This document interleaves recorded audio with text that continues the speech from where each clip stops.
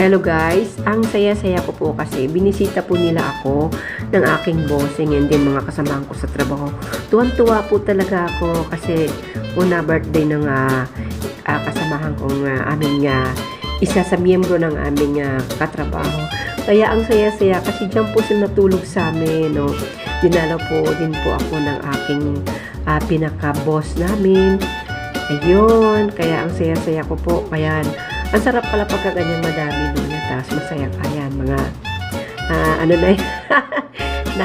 nawawala na sila sa ayan guys, no, napakasaya. Ayun.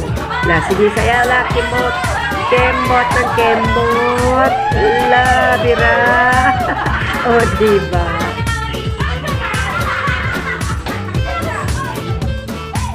No!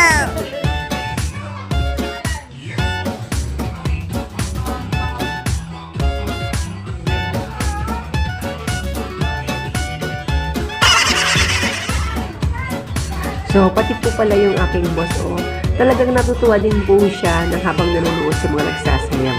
Yan po nakasalamin na maganda. Siya pinakabata sa amin. O, diba? Ayun, yung maputi na ang buho, pero maganda pa rin, diba? Yan guys, tatabunan lang nitong isang sumasayaw. Kaya nga po guys, so, yun, pwede niyo po akong bisitahin po sa aking YouTube na DJ Nice vlog. Kaya, ayun, bago pa ako mag-start, ayun po ang aming mga katrabaho. Ayan po guys. So, pwede niyo po akong bisitahin. So, pwede rin po kayo magpadala ng inyong mga suliranin sa buhay.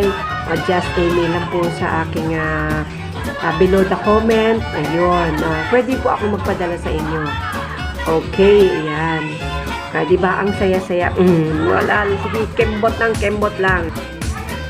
Kaya nga po guys, kapag nagpadala po kayo ng inyong mga suliranin or ma-share, pwede po natin malay mo, yung mga nararamdaman yung bigat sa inyong kalooban ay pwede natin yan ibsan sa pamamagitan ng mga payo o suggestion.